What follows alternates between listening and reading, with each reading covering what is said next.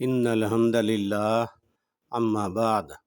اعوذ باللہ من الشیطان الرجیم بسم اللہ الرحمن الرحیم۔ سورۃ الفجر۔ کلا اذا دکت الارض دکا دکا، کلا ہرگز نہیں، اذا جب، دکت الارض پست کر دی جائے گی زمین، دکا دکا کوٹ کوٹ کر، کلا ہرگز نہیں، اذا جب، دکت الارض پست کر دی جائے گی زمین، دکا دکا کوٹ کوٹ کر۔ وجاء ربک والملک صفا صفا، وجاء ربک اور آئے گا آپ کا رب، والملک اور اس کے فرشتے، صفا صفا قطار در قطار، وجاء ربک اور آئے گا آپ کا رب، والملک اور اس کے فرشتے، صفا صفا قطار در قطار، وجیء یومئذ بجہنم، یومئذ یتذکر الانسان وانی لہ الذکریٰ، وجیء یومئذ بجہنم اور لائی جائے گی اس دن جہنم، یومئذ یتذکر الانسان، یومئذ اس دن، یتذکر الانسان سوچے گا انسان، وانی لہ الذکریٰ اور کیا ہے اس کے لیے سوچنا، وجیء یومئذ بجہنم اور لائی جائے گی اس دن جہنم، یومئذ اس دن، یتذکر الانسان سوچے گا انسان، وانی لہ الذکریٰ اور کیا ہے اس کے لیے اس دن سوچنا، یقول یا لیتنی قدمت لحیاتی، یقول کہے گا، یا لیتنی اے کاش، قدمت لحیاتی میں نے بھیجا ہوتا اپنی زندگی کے لیے، یقول یا لیتنی کہے گا اے کاش، قدمت لحیاتی میں نے بھیجا ہوتا اپنی زندگی کے لیے، فیومئذ لا یعذب عذابہ احد، فیومئذ پس اس دن، لا یعذب نہ ہوگا عذاب، عذابہ اس کا عذاب جیسا، احد کوئی اور، فیومئذ پس اس دن، لا یعذب عذابہ احد نہ ہوگا اس جیسا کسی اور کا عذاب، ولا یوثق وثاقہ احد اور نہ کوئی باندھ کر رکھے، ولا یوثق اور نہ کوئی باندھ کر رکھے، وثاقہ اس کا باندھنا، احد اس جیسا، ولا یوثق وثاقہ احد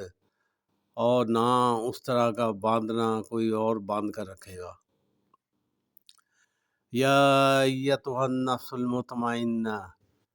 یا ایتھا النفس المطمئنہ اے اطمینان پانے والی روح، ارجعی الی ربک راضیۃ مرضیہ، ارجعی لوٹ چل، الی ربک اپنے رب کی طرف، راضیۃ مرضیہ تو اس سے راضی اور وہ تجھ سے راضی، ارجعی لوٹ چل، الی ربک اپنے رب کی طرف، راضیۃ مرضیہ تو اس سے راضی وہ تجھ سے راضی، فادخلی فی عبادی، فادخلی پس داخل ہو جا، فی عبادی میرے مقرب بندوں میں، وادخلی جنتی، وادخلی اور داخل ہو جا، جنتی میری جنت میں۔ اللہ تبارک و تعالیٰ فرماتے ہیں قیامت کی ہولناکیوں کا ذکر کرتے ہوئے کہ اس دن زمین کوٹ کوٹ کر برابر کر دی جائے گی، جتنے بھی پہاڑ، دریا، سمندر، اونچے اونچے قلعے سب کوٹ کے برابر، زمین ایک دم ہموار ہو جائے گی، اور اس دن اللہ تبارک و تعالیٰ جب آپ آئیں گے، اللہ کے فرشتے بھی ساتھ ہوں گے، اور اس کے بعد جب اللہ تعالیٰ لوگوں میں عدل کرنا شروع کریں گے، اس کے بعد پھر جہنم بھی لائی جائے گی۔ جہنم، نبی کریم صلی اللہ علیہ وآلہ وسلم نے فرمایا کہ اس کی 70,000 لگامیں ہوں گی، اور ہر لگام کو 70,000 فرشتے پکڑے ہوئے ہوں گے۔ آپ اندازہ کریں کہ اس دن قیامت اور جہنم کی ہولناکی کیسی ہوگی۔ اور اس طرح کا منظر دیکھ کر جو لوگ جنہوں نے اپنے اعمال اچھے نہیں کیے، جو اپنی خواہشات کے پیچھے بھاگتے رہے، وہ افسوس کریں گے کہ ہم نے ساری زندگی کہاں پہ گم کر دی اور کہاں پہ گنوا دی، اور اب ہمارا کیا حال ہوگا۔ اور جنہوں نے نیک اعمال تو کیے لیکن نیک اعمال میں تھوڑی بہت کمی محسوس کرتے رہے، وہ بھی اس دن سوچیں گے کہ کاش ہم وہ فلاں وقت جب ہم نے ضائع کر دیا، وہ بھی ہم جو ہے نا اللہ کی عبادت میں لگا دیتے، تاکہ اس وقت ہمیں اس کا کوئی فائدہ ہوتا۔ تو جب اللہ تبارک و تعالیٰ لوگوں میں انصاف کریں گے، تو اس کے بعد جو لوگ جن کے اعمال اچھے ہوں گے اور جن کو خاص اللہ تبارک و تعالیٰ اپنی رحمت سے بخش دیں گے، کیونکہ اللہ تبارک و تعالیٰ کا بخشنا اس کی رحمت سے مشروط ہے۔ انسان اگر پیدا ہوتے ہی سجدے میں چلا جائے اور اپنی آخری ساتھ تک سجدے میں ہی رہے، تو وہ اب عبادت کا حق ادا نہیں کر سکتا۔ پھر بھی اس کے لیے جو نا شرط یہی ہے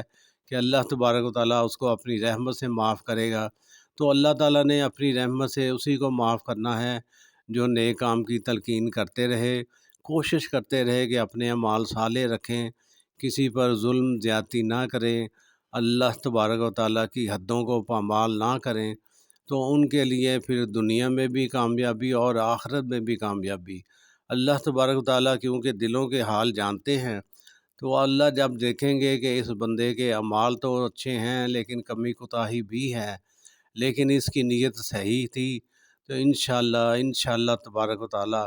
اللہ کیونکہ بہت ہی غفور الرحیم ہے، تو اللہ تبارک و تعالیٰ ضرور ایسے بندوں کو وہ اپنی رحمت سے جنت میں جانے کا اذن دیں گے۔